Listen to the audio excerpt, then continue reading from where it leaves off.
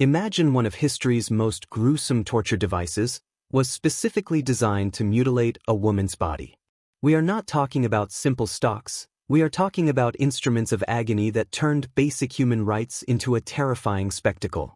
Make sure to subscribe right now, because we are peeling back the centuries to expose the chilling truth about how societies used fear and pain to enforce control and silence against women.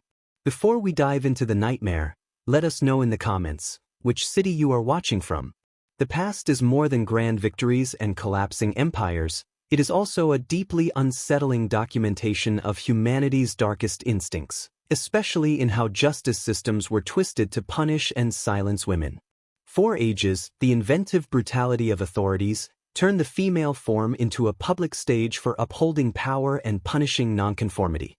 From the searing heat of purse to contorted metal instruments crafted for public shaming, these penalties were not just random acts of violence, they were authoritative declarations of absolute control, crushing any spirit that dared to resist. This video reveals some of the most appalling punishments women were forced to endure. Stay with us to explore these harrowing methods, each one a stark reminder of the corrosive mix of fear, power, and misogyny. Burning at the stake remains one of history's most recognizable and excruciating fates. Popular during the Middle Ages, this death sentence targeted women primarily accused of witchcraft, heresy, or moral transgressions. The execution became a gruesome public spectacle, intended not just to inflict immense pain, but to serve as a terrorizing demonstration of the consequences of opposing religious or social edicts. Women were disproportionately chosen for this ultimate penalty, often used as scapegoats during times of communal crisis like plague or famine, when paranoia ran rampant.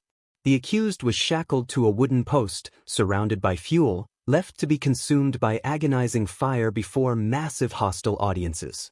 A famous victim was Joan of Arc, the young French commander condemned for heresy in 1431. Her confessor Jean Massue recorded her final request, "Hold the cross high so I may see it through the flames." Authorities claimed the fire would cleanse the soul or protect the community from evil. However, it was truly a mechanism for reinforcing entrenched power structures and eliminating dissenters. It is a brutal monument to how fear, control, and hatred of women intersected, leaving a tragic legacy of injustice that starkly illustrates the immense price of public paranoia and intolerance.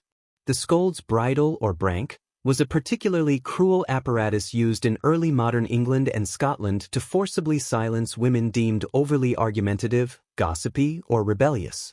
This iron cage completely encased the head, featuring a sharp metal plate jammed into the mouth to prevent any speech, frequently causing grievous injury. A woman subjected to this device was not just muted, she was subjected to profound public humiliation. Many branks were embellished with grotesque features, like devil horns to further mock the wearer, transforming them into walking objects of ridicule as they were marched through towns. Historian William Harrison called the device a tool to correct unruly tongues, clearly reflecting a broader societal effort to enforce compliance and total submission. The brank was engineered to destroy the woman's spirit as completely as it hurt her body. The ducking stool, used in medieval England and colonial America, targeted women accused of being scolds, witches, or engaging in immoral conduct. This punishment involved securing the woman into a large wooden chair, attached to a long arm, which was then used to plunge her repeatedly into a river or pond. Far from mere correction, it was a public theater of shame and domination. Women were often thrown into cold, filthy water, facing risks like hypothermia, serious injury, or even drowning as the repeated ordeal pushed them to their limits. Symbolically, this mirrored the ancient trial by water rituals, where innocence meant sinking and guilt meant floating, a terrifying double bind that often proved fatal. Crowds would gather to mock and jeer, amplifying the public disgrace layered onto the already grueling physical process. The ducking stool was not just physical agony. The breast ripper or iron spider stands out as one of the most gruesome and specifically gendered punishments inflicted during the medieval and early modern eras. This terrifying instrument was explicitly designed to disfigure women, primarily those accused of adultery, sacrilege, or witchcraft. The device consisted of several fierce metal claws that were either heated to a searing temperature or used cold to brutally tear away the victim's breasts.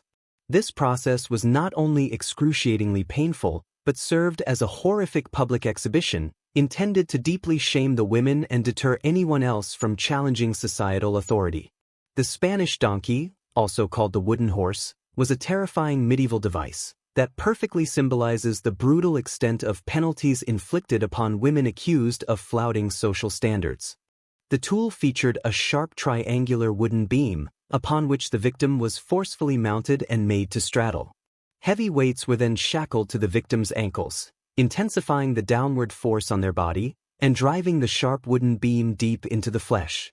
This inflicted relentless pain, causing severe lacerations and often permanent physical harm. This gruesome technique was deployed during the Spanish Inquisition and by other authoritarian regimes, frequently targeting women accused of heresy, witchcraft, or sexual transgressions. The Pear of Anguish or paraspinia was a terrifying and deeply invasive torture instrument, earning its place among history's most horrific contraptions. Shaped like a segmented metal pear, this device was inserted into the victim's body, depending on the alleged offense, either into the mouth or, in profoundly violating terms, into other sensitive orifices.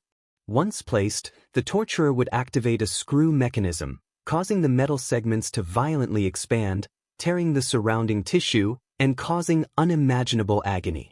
The resulting internal damage was often catastrophic, with many victims enduring lifelong disabilities or even dying from their resulting wounds. The deployment of such a tool was focused as much on extreme humiliation as it was on physical suffering, targeting women's psychological and bodily integrity in a deeply invasive manner. While documentation of its widespread use is scarce, its very design demonstrates the perverse ingenuity of the cruelty used to dominate and silence women under the pretense of enforcing law.